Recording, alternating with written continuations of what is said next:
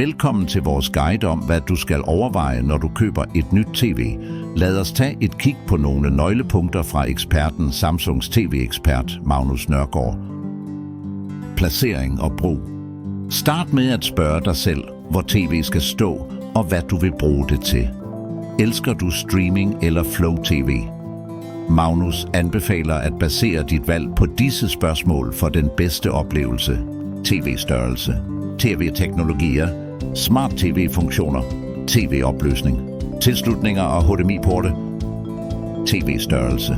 Mange er forvirrede om valg af tv-størrelse. Drop gamle regler og vælg en skærm, der passer til dit rum.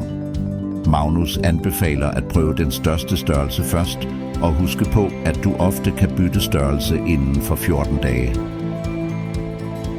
TV-teknologier. OLED, QLED eller Neo QLED. Magnus forklarer, at det handler om præferencer. QLED fokuserer på lysstyrke og farver, mens OLED leverer dyb sort og kontrast. Vælg efter dine præferencer og rumforhold. Smart tv-funktioner. Alle tv er smarte i dag, men tjenester og apps varierer. Liste dine vigtigste tjenester og vælg en model fra et etableret firma for at sikre, at de er tilgængelige. TV-opløsning. 8K, 4K eller Fuld HD. Magnus forklarer, at det handler om opløsning. Jo flere pixels, jo højere opløsning. Selv på mindre skærme giver høj opløsning mere levende og detaljeret billedkvalitet. Tilslutninger og HDMI-porte. Tjek HDMI-porte, især hvis du gamer.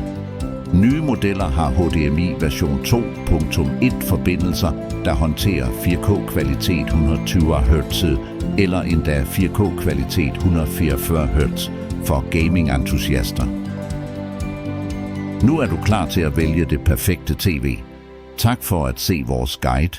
God fornøjelse med dit nye tv.